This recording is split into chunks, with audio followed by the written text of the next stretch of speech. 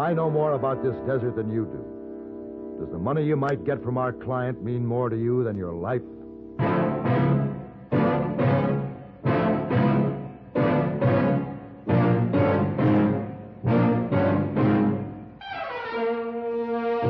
Have Gun.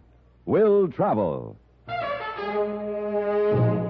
Starring Mr. John Dehner as Paladin. San Francisco, 1875. The Carlton Hotel, headquarters of the man called Paladin.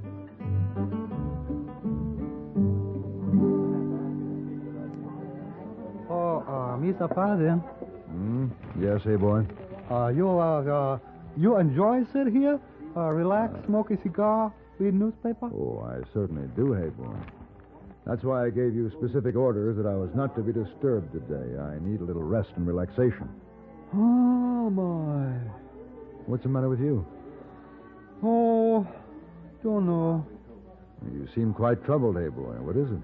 Oh, don't know. Business condition, maybe? Oh, I see, yes. Well, it's up and down, hey, boy. Oh, yes, sir. Ye down today, all right. I take it the guests in the hotel haven't been exactly lavish with their tips, huh? Mr. Paladin, downright stingy. Oh, well, it'll pick up. Yes, sir. Hey, boy, have good reason to feel encouraged, but, he don't know. All right, hey, boy. What is it? Mr. Paladin, see that man stand over there by desk? Uh-huh. That man, his name, Mr. Higby. He said, hey, boy, do you know where I can find Mr. Paladin? And? Hey, boy, remember Mr. Paladin say, do not wish to be disturbed. So, hey, boy, say, no, sir. You were quite right, hey, boy. Yes, sir. Then a man reach in pocket, pull out biggie tip and say, be worth good deal to me if I could talk to Mr. Paladin. Then what did you do? Oh, I just walk away, come over here, ask you if you enjoy wasted time, smoke cigar, read a newspaper. I see. All right, hey, boy. Bring him over. Oh, yes, sir. Like you say, business all up and down.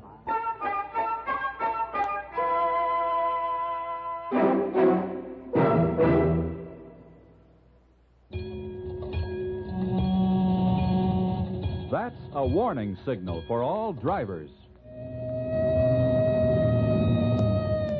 And that can be a warning signal for drowsy drivers on long, monotonous trips. You see, driving can make you drowsy no matter how much sleep you get, and driving and dozing just don't mix. Why take chances? Take no-doze, stay-awake tablets. Millions of times a year, safe no-doze keeps drivers awake and alert, helps you bounce back so that you feel sharp, ready for any emergency.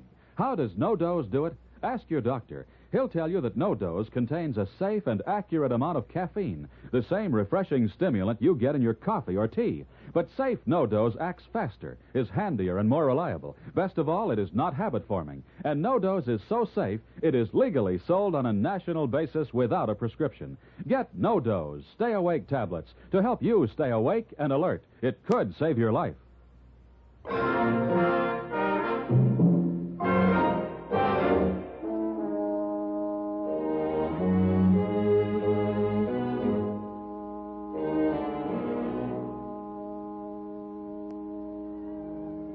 And now, Mr. Higby, what can I do for you? Do you know the name Solomon Fisk Bibber?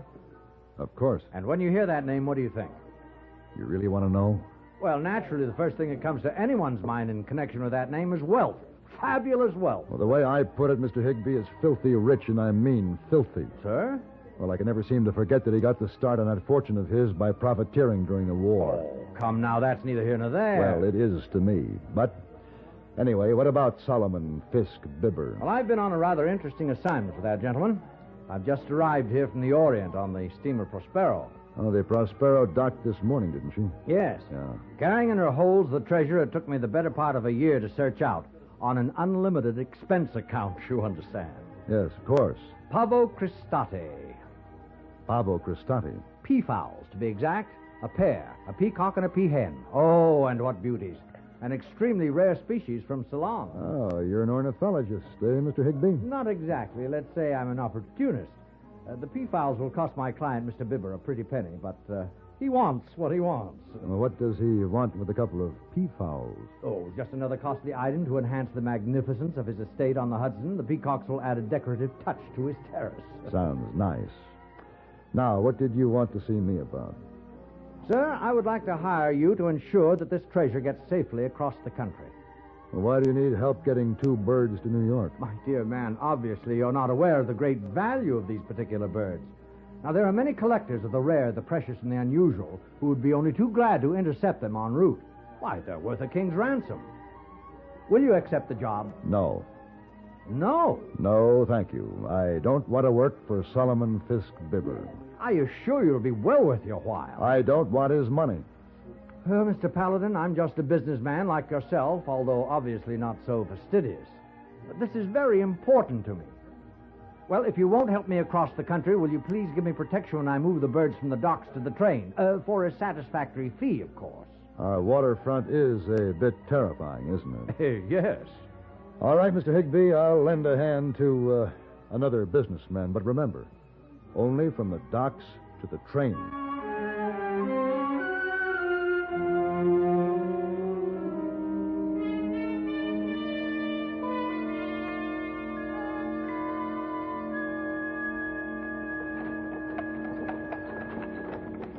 Meg's Wharf.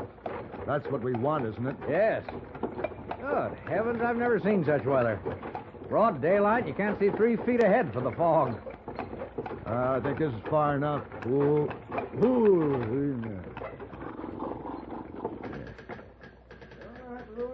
Sounds like they're unloading now. All right. Come on.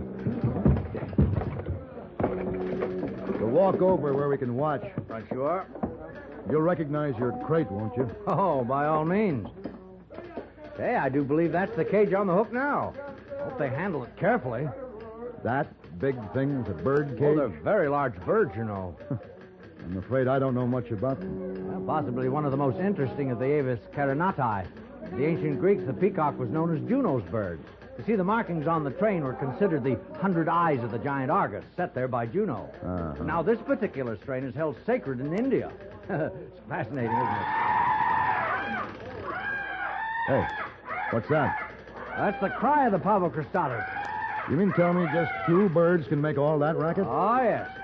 Paladin, look at the way that cage is swinging in the air. That's all right. The dock hand will steady it when it comes down. Bringing it down awfully fast. Yeah, they sure are. The cable must have slipped. It's going to crash. I can't look. Hey. It's all right. It's all right, Higbee. The fall was just a few feet. They're not hurt. But the cage is broken open. They'll get away. Leave it to the dock hand. We'll take care of it. Hey, Higbee. That bird is attacking that man. He's vicious. I'm going to have to stop. No, Paladin. No. Put that gun away. Don't you dare. Higbee, let me go. Look at that thing is doing. Please let me handle him. Now, you stay here. Please.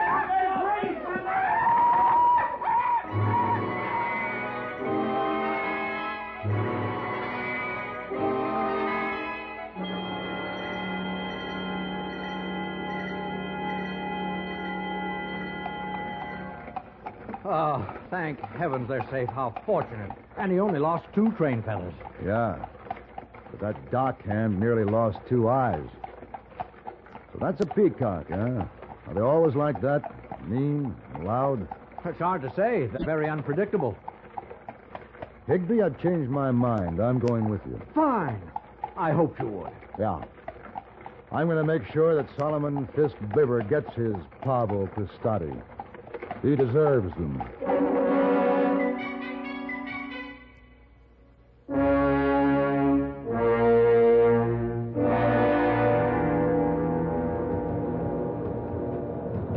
This is certainly an elegant compartment. I must say, when you work for Solomon Fisk Bibber, you go first class. Yes, nothing but the best. Well, now that I've convinced myself this is a worthy project, I'm glad I came along. Good. I can use some easy money. Why, we seem to be stopping. I wonder why. We're coming to a town. But I don't believe it's a scheduled stop for this express train. Oh, somebody's at the door. Yeah, I'll get it. Yes? You Higby? No, that's Mr. Higby. Conductor, we were wondering why the train's stopping. 'Cause this train don't carry no doctor, that's why. Doctor, is somebody ill? Yeah, one of my freight crew. He come out second best in a set-to with one of them misbegotten birds riding up there. This man I paid to feed them? Yeah, they finished their breakfast and they started in on him. Oh, dear. Well, now what arrangements can I make to see that they're cared for? Now, Mr. Higby, if them birds is going to eat, you're going to feed them yourself. There ain't nobody in this whole train'll go within breaking distance of the critters. Well, how can I manage that? Well, I guess you'll have to ride the freight car with them. This express ain't making mealtime stops for them fiendish things. You mean we ride to New York in the freight car? Yeah. And another thing, you keep them fool things quiet. Folks in the first two cars set up all last night with loaded rifles, thinking the Comanches were closing in. Now, you keep them quiet or off they go.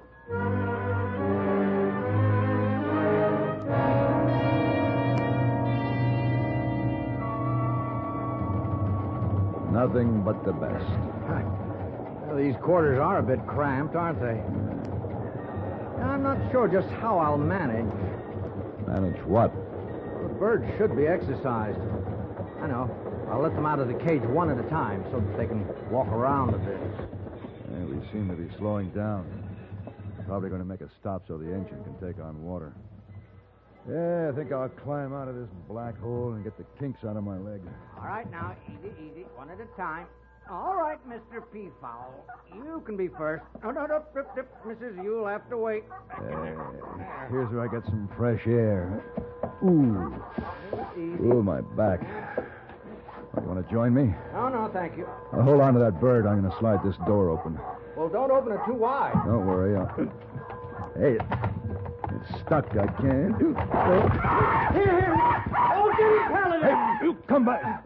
It's too fast for me. I couldn't hold it, and the noise of the door scared him. Look at him go. Well, we'll have to go after him. Go after him? You crazy? I'd say it was good riddance. We've got to get that bird. Higby, be reasonable. We're in the middle of the desert. How do you figure we could ever find him? Anyway, you've still got the hen. My agreement with Bevel was for the pair, payment on delivery, and I intend to get paid. All right, what do you suggest? Well, get some of the cord off that box in the corner. What for? We're going to make a collar and a leash for the hen and get off the train. A collar and a... Oh, no, you can't be serious. Of course I'm serious. We'll have to hurry. I won't have any part of such nonsense. You accepted the job, Paladin. All right. So I did.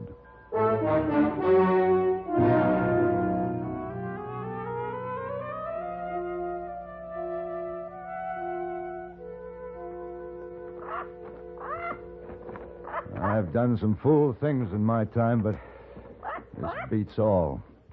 Walking through the desert with a peahen on a leash. But the idea is sound, Paladin, really. Oh, is it? Yes. See, actually, we're approaching the mating season of the pavo cristatus. Now, at the proper time, the lady will call to the gentleman, and he will answer her call post-haste. I see. In other words, we've only to stay somewhere in the vicinity of Mr. Peafowl, and in due time, he'll come back to us. But this is a big desert, Mr. Higby. You don't know how far he's gone. Well, the mating cry of the peahen can be heard for many miles. I can believe that. Well, as near as I can figure, we're about 10 miles south of the town of Whitewater. We better head that way and get a wagon. Did I say something about easy money? Oh, shut up.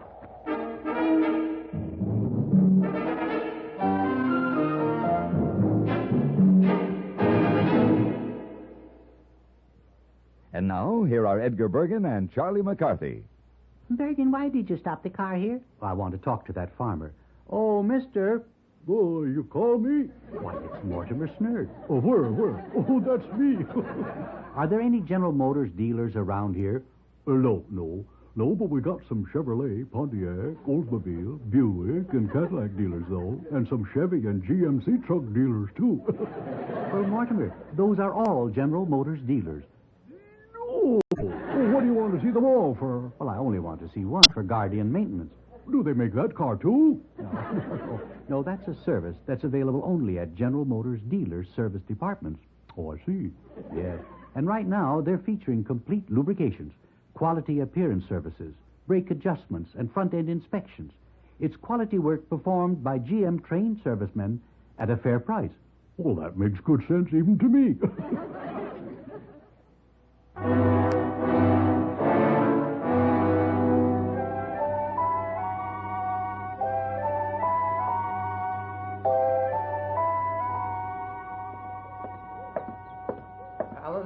did you find out?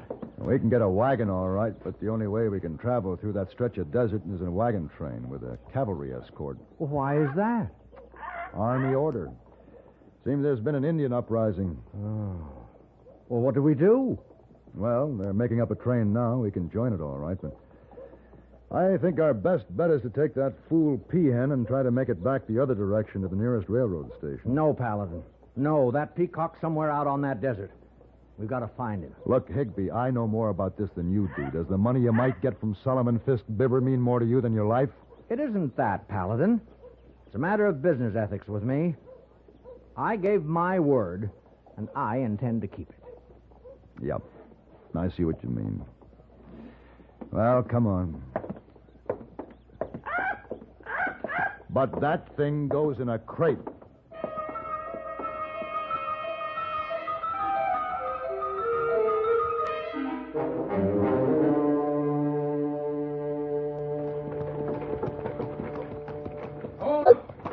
Hold it up there. The lieutenant, he wants us to stop. Who knows?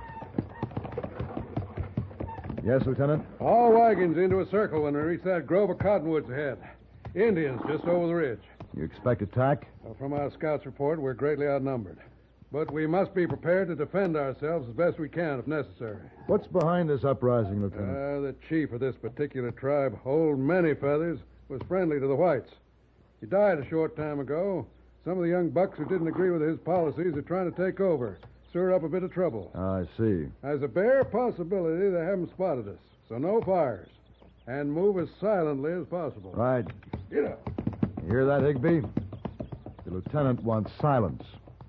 Pass the word along to the peahen. All right, Paladin. I'll keep the blanket over the crate. That'll keep her quiet.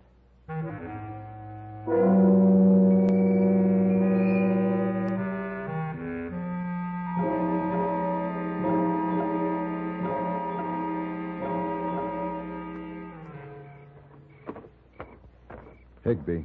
Paladin, where have you been? I had a talk with the lieutenant. Oh, Paladin. Look, Higby, it's almost dawn. If they're going to attack, it'll be any time now. That rifle you were issued, you have it handy? Yes. Good. Paladin. What? Look up there on the top of that tallest cottonwood tree. Oh, no. How'd she get up there? Oh, she flew out of the crate when I opened it to feed her. Went right for that spot, and she's been roosting there ever since. What is that? What's that noise? It's a bird, Lieutenant. A what? A bird in the top of that tree. I never heard a bird that sounded like that. Yeah, I don't suppose the Indians have either, and they'll probably be over to investigate. I guess our party better be alerted for an attack, Lieutenant. I'm afraid so. And if they come, don't waste ammunition. Let them get in range before you fire. I'll pass the word along. Right. Paladin, listen. Yes, I hear it. That's the peacock. You mean he's come back? Yes, he's answering the mating call, just as I said he would. That's fine. That's fine. That's all we need. You hear that? Indians? Indians. Oh, no.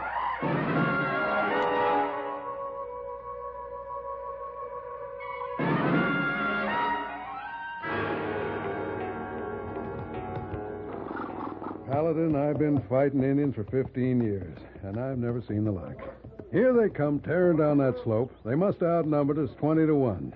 They get down to that clearing, stop, and without firing a single shot, ride on back up the hill. I tell you, it's got me baffled. Well, it had me baffled too, Lieutenant, but I believe I have it figured. Huh? Yes, it was our advance force that turned them back. What? The peacock. That silly bird who was strutting back and forth down there in the clearing? A pretty spectacular bird, you'll have to admit. Yeah, all those feathers. Uh-huh. Many feathers. The peacock was strutting back and forth down there with an I dare you attitude. Actually, he was following his instincts to protect his mate who was up there in the tree, but I'm convinced that those superstitious Indians who had never seen a peacock before felt it was the spirit of their old chief, Many Feathers, daring them to fire on his friends, the white men. Yeah, that guess is as good as the next. Yeah, it'll do until we can think of a better one. Well, Paladin, I have that precious pair secured at last. Then we're ready to go, huh? Well, at least we have them halfway to New York. What are you fellas doing traveling with those fool birds anyway? Oh, picking up a little easy money.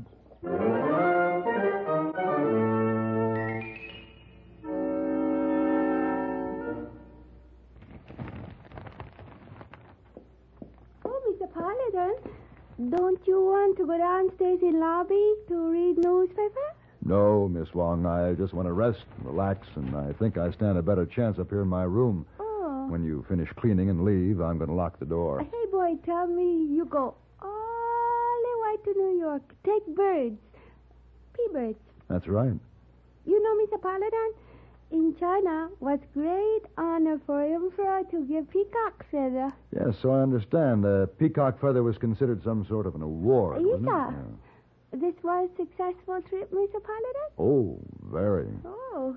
Of course, by the time we delivered the birds to Mr. Solomon Fisk Bibber, the peacock looked pretty bedraggled, but his disposition was worse than ever.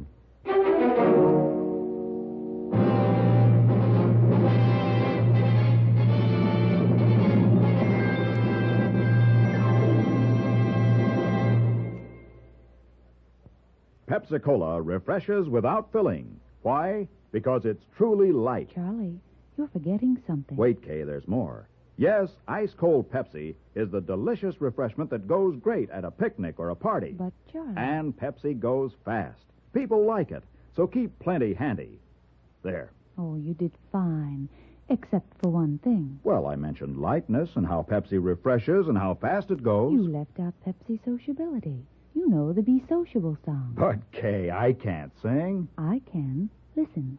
Be sociable, look smart, keep up to date with Pepsi. Drink light, refreshing Pepsi. Stay young and fair and debonair. Be sociable, have a Pepsi. Well, at least I can say this. Pick up an extra carton of Pepsi today. Please do.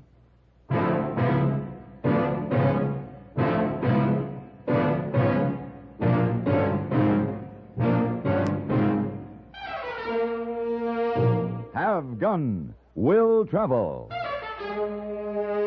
Created by Herb Meadow and Sam Rolfe, is produced and directed in Hollywood by Frank Paris and stars John Dehner as Paladin, with Ben Wright as Hayboy and Virginia Gregg as Miss Wong. Tonight's story was specially written for Have Gun, Will Travel by Ann Dowd.